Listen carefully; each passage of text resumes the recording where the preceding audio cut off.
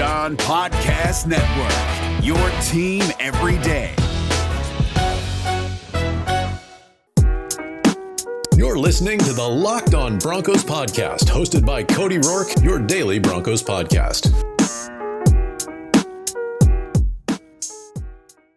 Mario Vetanze and Patrick Chiotti drop by on today's episode of Locked On Broncos. We discuss what the Broncos' projected offensive depth chart could look like in a too early preview, and we discuss rookie expectations plus the NFLPA side of things when it pertains to injuries, because Mario, we all know, works on players. He gets a little bit of insight as to how players feel about that. So we're going to obviously share our thoughts on that, not to mention Shelby Harris touched on it in his newest podcast that he dropped on today's brand new episode, Locked On Broncos, your daily Denver Broncos podcast here on the Locked On NFL Network. You can subscribe to the channel on YouTube to get it in daily video content, and also follow it on your favorite podcast provider, Apple Podcasts, Google Podcasts, Spotify, and the Odyssey app. But I'm your host, as always, Cody Roark, senior NFL analyst and director of video content at Pro Football Network, and Broncos analyst for the Locked On NFL Network. You can follow me on Twitter at Cody Roark NFL. You can follow the podcast at Locked On Broncos, and shoot my guys Mario Vetanze and Patrick Chiotti follow as well at Mile High Mario, at Patrick Chiotti. Gentlemen, happy Friday. Good to see you. It's been a while, and very excited to have you back here on the show. You know, familiar faces all throughout the season. That's going to be the expectation. But Mario, my man, good to see you. Patrick, how are you guys doing? It's always so nice when Patrick can join us now. You know, he's been big time in us for a while. You know, he's snapping necks and cashing checks, bro. So I can't super be mad at him. Like, if anything, it's jealousy. You know, Pat's out there running his town, and, you know, you got to do what you got to do, baby. Tiger blood. Way to go, Pat. But I'm glad you're finally here. We're his only fans here, so that's the only thing that matters. You're the only fans that Pat really needs. Pat, how you doing, my man? I'm good, man. High school football is starting back up. We had our first offensive meeting the other day, so things are looking good. Really just kind of a discussion. Let's jump right into it, fellas. Shelby Harris debuted a brand new podcast called Shell Shock. He and Brandon Cristal of KOA, they launched it on iHeartRadio, and I listened to the first episode, and one of the biggest topics of discussion, I think, pertaining to Denver outside of quarterback talk, as we always hear on the Twitter sphere and all these other websites, is that the NFLPA side of things, obviously the Broncos cutting Juwan James, not have to pay him $10.58 million. Same thing with Deshaun Hamilton on the reserve NFI list. I wanted to talk about this because Shelby was even saying this. He says the frustrating part about it, because Shelby hasn't been at phase 2 of the offseason program for the reason that the NFLPA has said, and I agree with him. I think that it's very risky, the language that they're proposing, and basically it's saying that, hey, don't show up to your offseason program, because if you get hurt, you know, there's nothing we can do for you. Essentially, the NFLPA is encouraging players not to show up, but if you don't work out on your own time away and you show up out of shape, you can get cut. You can get released. There's guarantees based on being in playing shape and also just being in physical shape as well. And Shelby mentioned that. For Juwan James, he got hurt doing something to prepare for the football season. So the optics of it, according to NFL players, is not good, which is why we saw so many Broncos back at the team facility this past week. Obviously, no Brandon McManus this week, no Shelby Harris, Justin Simmons. I mean, all for these reasons I think are very valid as to why players shouldn't show up for this part, because you have to protect your best interest. So let's say Shelby Harris was working out away from the team facility. He gets hurt. Denver, if they really wanted to, depends on how they view him. Obviously, they view him very high because they signed him to an extension. They could say, hey, we're not going to pay you. And it could be done just like that. Mario, just wanted to get your thoughts on this, because I know Patrick and I have talked about this in depth about Juwan James and Deshaun Hamilton, but I want to get your thoughts, because you're a guy who works on players, especially when they're dealing with injuries, when they're coming off of injuries, and just to keep their body right throughout the season to prevent injuries. What are your thoughts on this? The language has to change at some point, right? Like, I understand that these are the rules that are in place and they're not going to have to pay Juwan James, and the language makes no sense. Everything that they have in place right now, the structure of everything, it doesn't make sense. But yeah, just from my standpoint, obviously we try and encourage these guys to come in, you know, as often as possible. We try and get them like once a week in the off season when they're doing football activities, you know, maybe twice a week during the actual season with, you know, other things mixed in, like different treatments that we offer at our office.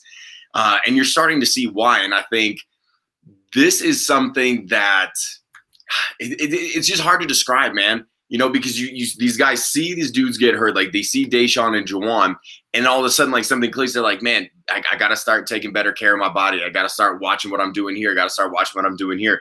So believe it or not, we have seen a big influx of people coming in where at this part of the season of our office, we'll get guys coming in here and there But now, in the past couple of weeks, since all of this has been going down, a lot more guys are coming in, and it's like, yeah, I should be happy about that from a professional standpoint, but I don't want that to be the reason. You know, it's a shame that something like that happened, like the cause and effect, in order to get to where we were.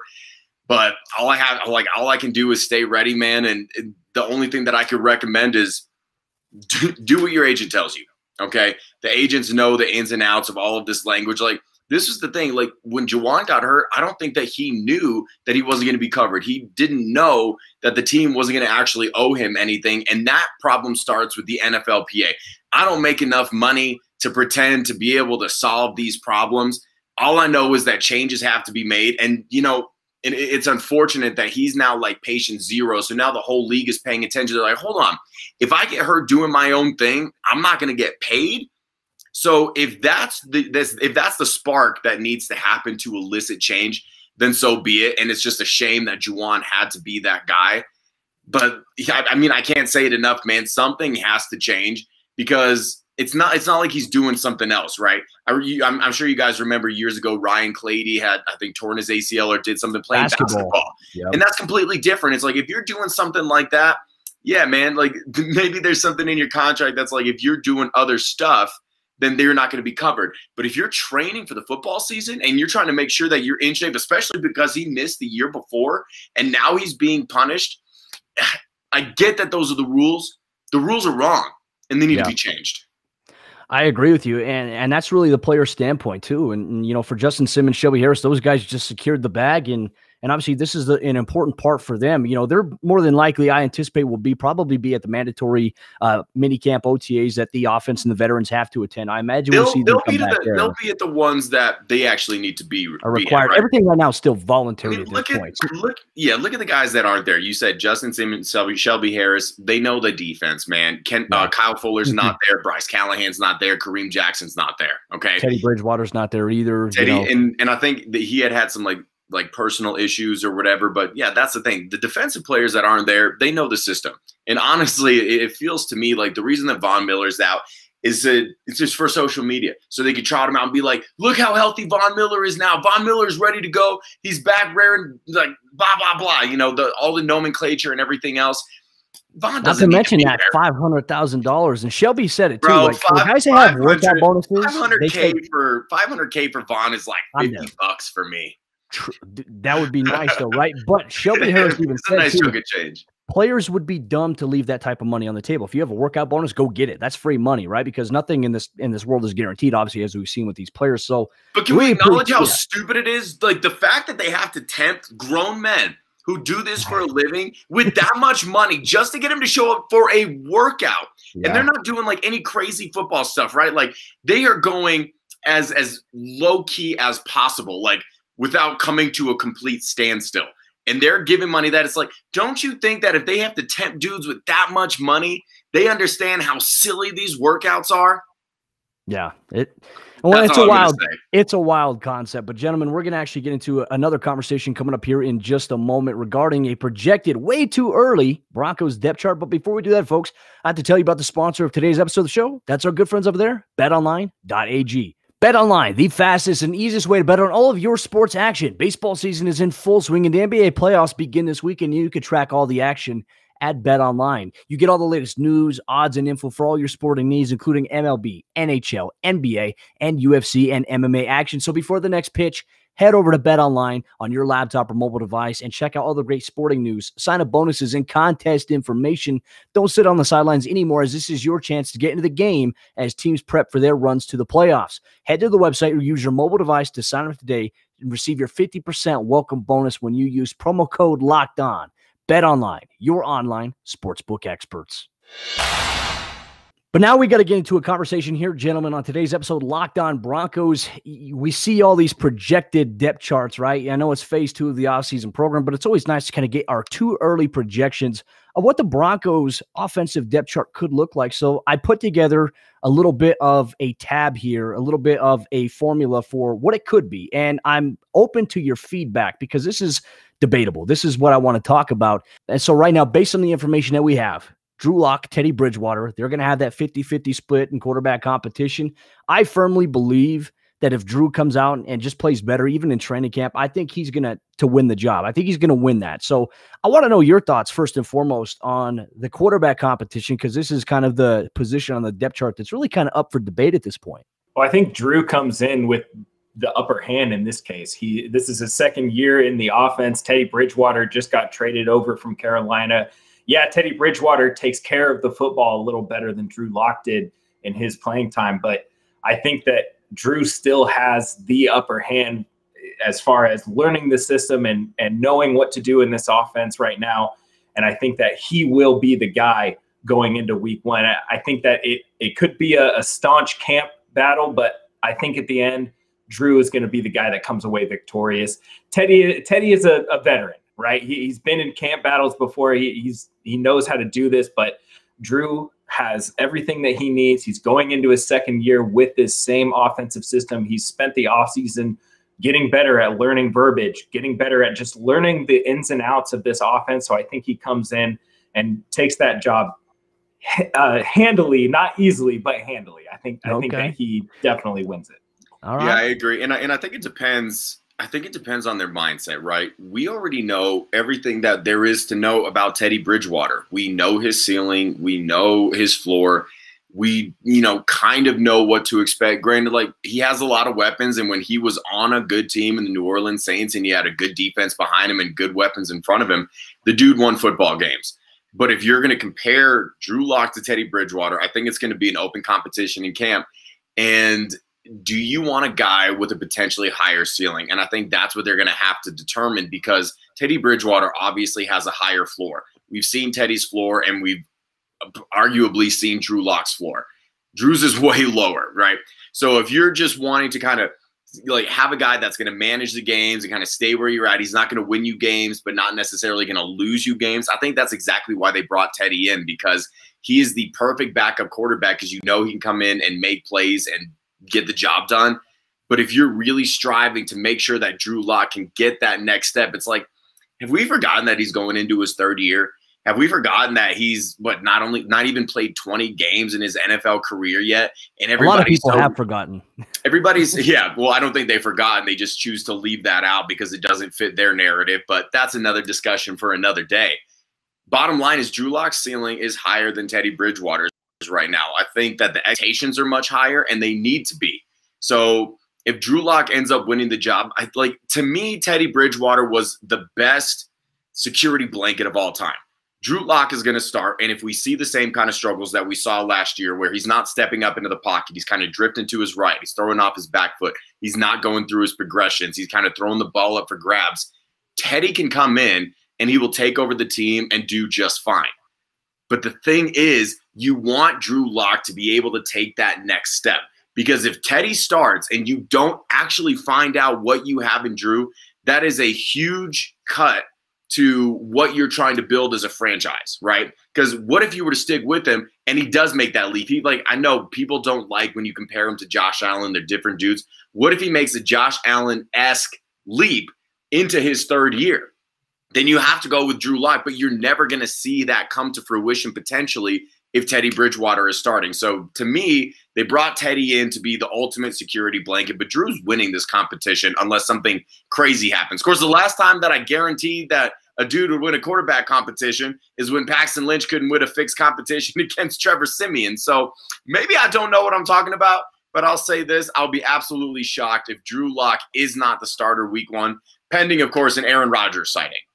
Yeah, and I know a lot of outlets are really focusing on Rodgers, but I like the fact that we get to break down the actual what's going on with the team right now, who's on the team right now, and I think also Teddy missing some of these reps and Drew being there, I think is going to buy him some good faith, but Drew's got to take that next step. He's got to take reins, and I know that's exactly what George Paton is doing. He's not going to give up on him right away. He wants to give him the ample opportunity to prove it. So far, he's done the work by being at the facility, but the on-field play has to improve. No question about that there. And obviously, I think Brett Rippon, will be the backup to Teddy Bridgewater. I think Brett Rippon's going to be a career backup, but he's going to be a good player to have in your locker room. And players have so much respect for Rippon already. So we'll touch on that. Fullback position, I don't think it's going to be too much of an element in the Broncos offense, but because he played that hybrid H-back role, I've got Andrew Beck listed there again. I think that's going to be what we see, unless we see a combination of Noah Fant at tight end and Albert Okwuegbunam in that kind of fullback hybrid type position. I'd love to see that.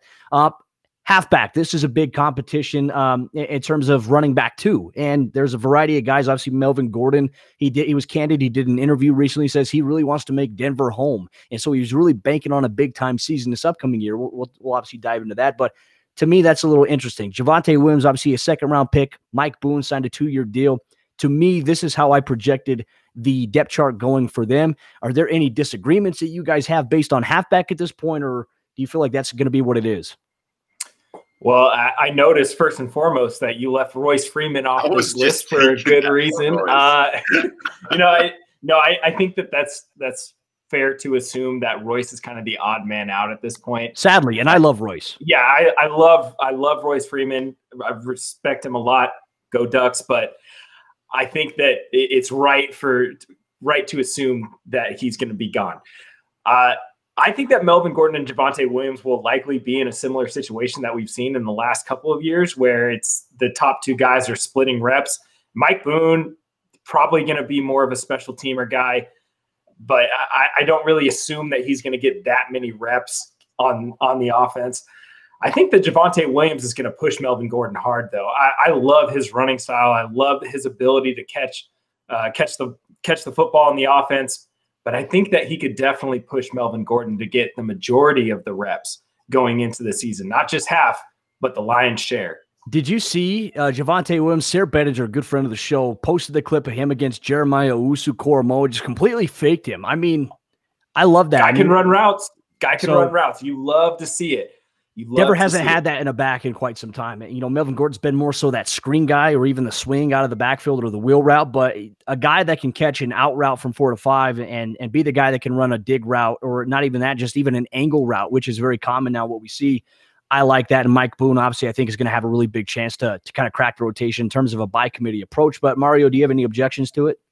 No, and honestly, you know what it's going to come down to, man. What did Melvin Gordon struggle with last year? Holding on to the football. If the dude is putting the ball on the ground during training camp, or I don't know if he's going to play in the preseason games, like if he puts the ball in the dirt during the preseason games, or he's having a hard time holding on to that ball, you could argue that he cost him 2 games last year and it was almost 3, right? Because he could not hold on to the football. So if Javonte Williams shows that he's not fumbling, then you can see him start to edge out Melvin Gordon with carries.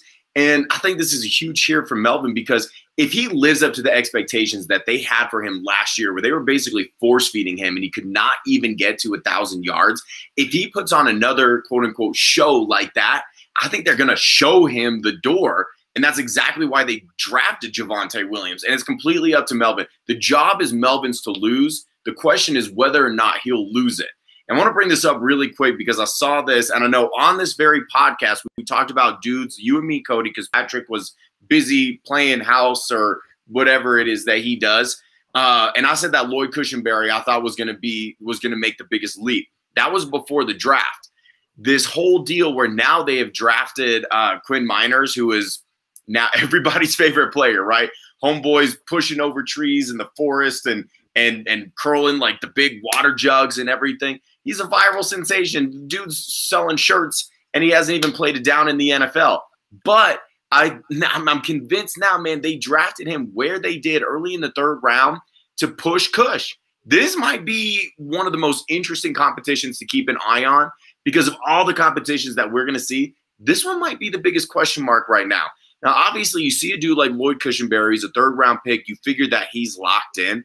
But if Miners shows that he's stronger and doesn't allow himself to get pushed back into the pocket, he's going to be your day one starter. And, of course, that's a big if. And when I was on the podcast before, Cody, I told you I think that Cush is going to make that step, and he's going to be stronger. And not to be a Drew Lock apologist, okay? Let me just get this out of the way before I say what I need to say. But a lot of the times that he's throwing interceptions, that he's throwing off of his back foot, that he's drifting to the right, Lloyd Cushenberry is getting bullied and pushed into the pocket. So all these people that are like, well, he can't step up into the pocket. It's like, yeah, there's no freaking pocket for him to actually step into. So if that was not a problem, why do you think that this team would draft another center in the 3rd round again? Back-to-back years where they took a center in the 3rd round? That doesn't strike you as odd? You think that maybe they're playing chess and everybody else, like all these other publications that want to blame everything on Drew Lock, Maybe they're just playing checkers. Again, Drew's got to clean up his game, obviously, but he can't step up into the pocket if there is not a pocket to step into. Thank you. Yeah, no, I agree. And we're going to continue our conversation, ladies and gentlemen, coming up here in just a moment about the rest of the offensive depth chart. We'll talk about the offensive line. We'll talk about the tackle position, the guard position, wide receiver, and tight end. But before we do that, I want to encourage you to check out the Locked On Nuggets podcast hosted by Adam Mares and Matt Moore. The Denver Nuggets getting ready tomorrow to host a playoff game against the Portland Trail Blazers. Is Nikola Jokic going to come home away with the MVP? I know for him personally, he doesn't care about it, but all of us in Denver, we want him to win the MVP. We'd also like the Nuggets to make it out of round number one. And Adam Mares and Matt Moore do a great job covering the pick and roll action of the Denver Nuggets. Now, previously, we just continued our conversation regarding the Broncos depth chart. We talked on the quarterback position, the halfback position, the fullback hybrid, and then Mario had a great analogy on the offensive line between Luke Cushenberry and Quinn Miners, which I think is definitely something we need to keep an eye on. Coming into training camp, he is learning guard and center, as we've touched on in Broncos rookie mini camp. But one of the other positions I want to talk about, gentlemen, is the guard position too. And Graham Glasgow last year, was a key signing in the offseason for Denver.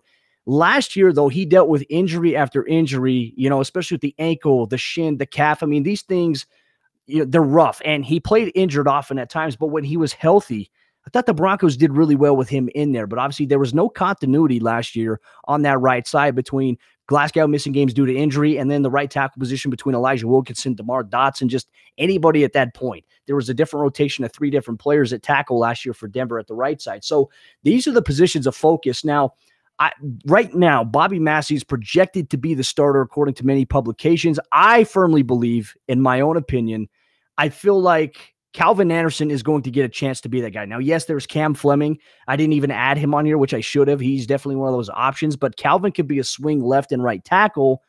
I think that Calvin's going to have an opportunity to be the starter, but this is just a based on projection as to the Broncos' best overall roster right now. So Bobby Massey at right tackle. And then at left tackle, obviously Garrett Bowles. His backup will be Calvin. Dalton Reisner at left guard. Quinn Miners being a depth option there. He kind of playing the Austin Schlottman role where, hey, he's either going to be a guard center on the left side or the right side. And then Natani Muti being the backup to Glasgow on the right side. And, I think that Denver has some good options, which this is a good problem to have. You have really good depth. You're 2 deep. Your 3 deep is pretty solidified. Really, gentlemen, your quick thoughts on the tackle position, the guard position before we get to wideouts and tight end. Well, don't forget that Morgan Moses was just made available as a free agent as well. So he may be on the table. They're not going to do that. Come on, man. I'm just going to throw that out there. No, I do think that Calvin, and we talked about this. Let it go, okay? Leave it in the bin. I had to. Cody, we did talk about this. We talked about Calvin possibly being able to make a big jump in camp. He's had to work with Munchak over the last couple of seasons. And he could be a guy that we see take over that right tackle spot. I mean, as far as I'm concerned, that is a wide open position. Bobby Massey, Cam Fleming, and Calvin Anderson are going to be the guys that are going at it during camp. So I think that Calvin has a legitimate chance. I think that he's athletic enough to play that right tackle spot. I think he's got the size. He knows the system. He posted on his Twitter a video of him repping what position? The right tackle position. Right tackle, so he is prepping up for this move. I like it. I think that Massey will have a bit more experience being the veteran guy, but Calvin knows the system, man. He's worked with Munchak. He knows what Munchak wants to see out of him, and I think that he's going to bring it during camp. As far as the guard position goes, Glasgow's got to prove that he's healthy. Muti's got to prove that he's healthy. He's a guy who had serious injury red flags coming out of college, so he has to prove that he can make improvements and be healthy. But Glasgow's he did last year, though. I would say that. Yeah, he did. So kudos to him, and he played his ass off, man. He was out there pancaking people left and right, which is what we wanted to see. But I think that Glasgow's got to come back. He's got to prove that he can remain healthy, prove that he can play consistent football. Having Lloyd Cushenberry be in his second season is definitely going to help because he and Dalton Reisner aren't going to have to, help him out with anything else. So I think that he's just going to be back to playing football. As long as that tackle position is set in stone, I think that Glasgow has a decent year, if not a great year, considering the insider information that somebody just gave us about his health. Who? That guy is a healer. Did somebody tweet something while we were doing the pod or me? Okay. That's intuition. But no, I can attest, Mario, I mean, I couldn't even walk. Mario got me right. My my pelvis had a curve in it. So he helped me with the sciatica. Or something like that. Bro, all I did, I just rubbed snake oil on it, folks. There's really nothing that special about what I do. I got jars of snake oil kind of in the back room. Now, anyway, let's not get bogged down by that. Anyway. I'm gonna stick with the same thing, man. The floor versus the ceiling argument, okay? Because I think that we see it all over the roster in terms of what we see on the offense. Like Calvin Anderson, does he have a higher ceiling? Yeah, potentially. We don't really know, but his floor is lower than someone like Massey. Graham Glasgow, his floor is much higher than Moody's right now, but does Moody have a higher ceiling? Potentially. I know guys love Moody. They said he's one of the strongest dudes that they have ever seen, that they've ever gone up against. So it kind of depends. We're going to see what kind of direction that they're going to take this team, because there are safe bets, okay? Graham Glasgow, currently is a safer bet than Moody, okay? Massey is a safer bet than Calvin Anderson.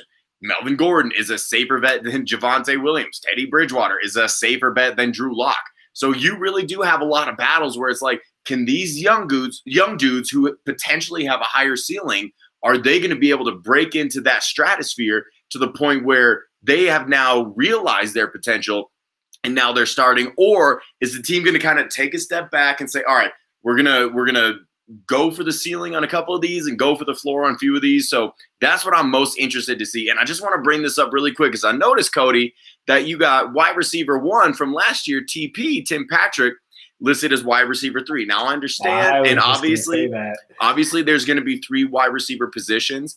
I think the best thing about what they do and the best thing about the guys that they have in their room, Jerry Jeudy obviously can play every wide receiver position. Yeah. Outside, inside, wherever he needs to be. He did it in college. He can do it Same with Timmy P. He can do that. Same with Tim Patrick. And honestly, the same with Courtland Sutton. Now, you don't really want to have Courtland Sutton on the inside, because he does his best work on the outside. And you could say the same thing for Tim Patrick. I mean, we call him Timmy Toe Tap, right? Tim Patrick is an absolute joy to watch on the sidelines. So that's another interesting, that room is so crowded, man. The fact that they lost Deshaun Hamilton, which sucks, but even if he doesn't get hurt, they had a trade in place for the 49ers. They were ready to kind of cut ties with Deshaun, and it was something that we had talked about on this podcast, boys, where I really thought that a change of scenery would be best for Deshaun. And honestly, man, he'll make a recovery, and he'll end up somewhere else. A team is going to sign him. The dude has plenty of talent to be on an NFL roster. But when you take a guy like that who's inconsistent but has made plays for you, you have to feel really good about your room to be willing to trade him. And now, you can release him and not say, well, let's hold on to him. He'll be inexpensive. Maybe work out some sort of a 1-year prove-it deal when he comes back from injury. They feel so secure with their wide receiver room, they don't feel the need to do that. And now I'm going to backpedal also on something that I said on the podcast. I really hope that they find a place for Deontay Spencer. I think he's potentially one of the best return men in this league. The only thing that bothers me is they don't use him on offense. So they're going to have to make the determination if they think that it's worth having strictly a return man, or if they're actually going to, draw up plays. You need to write up 2, 3, 4 plays every game for a guy like Deontay Spencer. They haven't really shown the propensity to do that. So are we going to see Spencer locked into that return role, or maybe he ends up on a team that actually needs a strict returner, and then maybe they just move forward with a Mike Boone and Tyree Cleveland kind of splitting the duties? That's another thing to keep an eye on. I think for Spencer, he's the best insurance policy for KJ Hamler. And when KJ got hurt, especially towards the end of last year, Deontay Spencer was actually playing the KJ Hamler role. And this is a big theory that we have to keep an eye on too. I mean, can KJ Hamler stay healthy this upcoming season? He's got all the talent in the world. Mario, you work on these guys too. The faster they are, the more prone you are to having some of these soft tissue muscle injuries, a hammy, a quad, a calf, whatever it may be.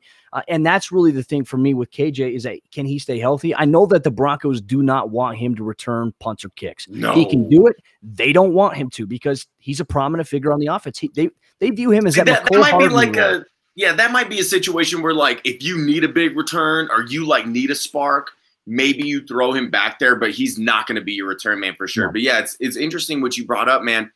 He's a compact dude, and I don't think people realize how solid KJ is. KJ is freaking rocked up. There is nary an ounce of fat on that kid, okay? But the problem with these dudes who are, shorter, kind of stockier in stature, he is wound so tight, and that's why he is so unbelievably fast, that we got to do a lot of work with him, make sure that he's coming in consistently, making sure that everything is firing, making sure he's loose, making sure he's in alignment.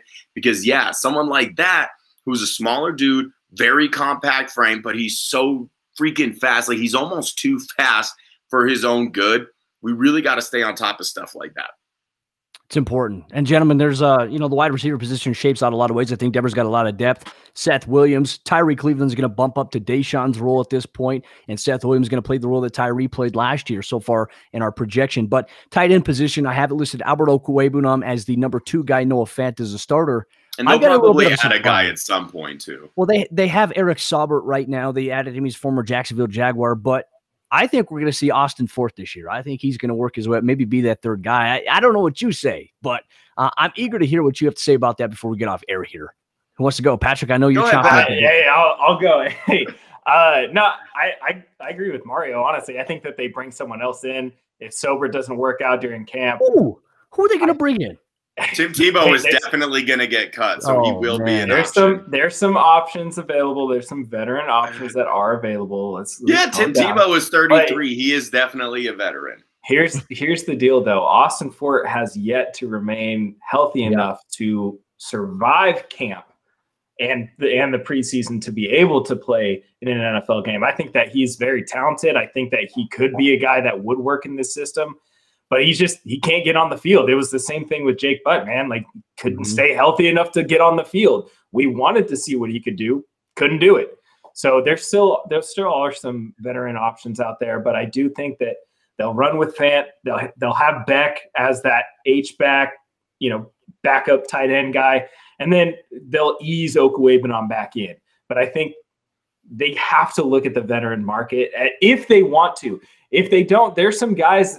There's some undrafted guys right now that are with the team that they might transfer over from being a wide receiver to being a tight end. There's some guys 6'5", 210, 215-pound dudes.